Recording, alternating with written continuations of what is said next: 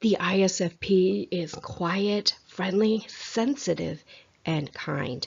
The interesting thing about the ISFP is because of that perceiving part of their personality, they love to be in the present and they love to watch and see what's going on around them at all times. So approximately 8.8% of the total population is an ISFP, while 7.6% of men and 9.9% of women are part of that.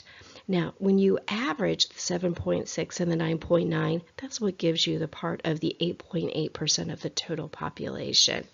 The interesting thing about the ISFP as well is that they really do enjoy having harmony and understanding how people are going to interact with their experiences and learning. When we look at the ISFP as a learner, we're going to notice that their keywords are reflective and personal. This is a very aesthetic kind of learner. They want to know how things are and if they are beautiful. So their question is, do I like this and is it beautiful? So when you can use aesthetics as much as possible for this type of learner, especially visuals, you're going to really be able to grasp them and pull them into the content. As a learner, they do really enjoy active learning, and this is part of their sensing personality type or their preference, being able to really interact with the information and actively get involved. They love the aesthetics again. Make sure that you give them mini breaks, and breaks for quiet so that they can use their intuition and their independence and be able to interact with their learning environment. They love to use cause and effect so that they can see how things work, and this is great when it comes to experiential learning.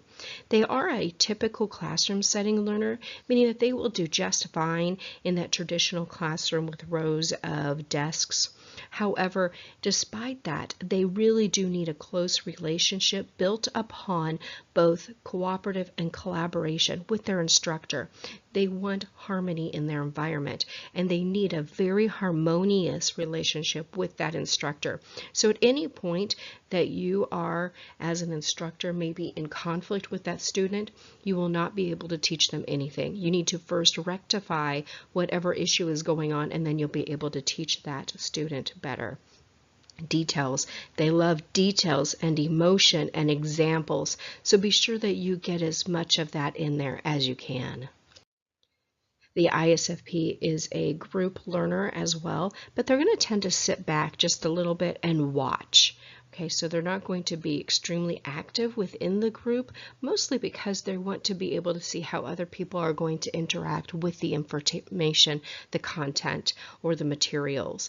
They do like that hands-on, and they are an independent learner as well. So you can set them aside, give them something, and they're going to go at it and they're going to work hard. Lecture works fine for them, although making sure that you also model and give them an opportunity to observe before they interact with their learning environment. They do like to have some objectives, but they're also going to be a spontaneous learner, meaning that you can give them something new so that they can interact with it, but also they like that change. They do like a moderate pace within their learning environment. And then also remember that because they love that cooperation and that close relationship with their instructor, that means that their feedback needs to be more positive. They're not really going to do well with criticism, so if you can find a way to direct, control, and to be able to help this learner become more vibrant, and I guess the best word would be a more effective learner, is to use more positive feedback than negative. Lastly, we want to look at these are problem solvers and plenty of reflection. Repetition is good for the ISFP. They don't mind it at all, and especially if they can use it in teamwork. They do like unstructured work environment, meaning that you've done some classroom opportunities, they've done that traditional classroom, and now they're set loose independently with a choice of opportunities of how they can learn. Give them some visuals, and also make sure that you show them how they can scaffold the new information that you are giving them into old information that they have learned in the past.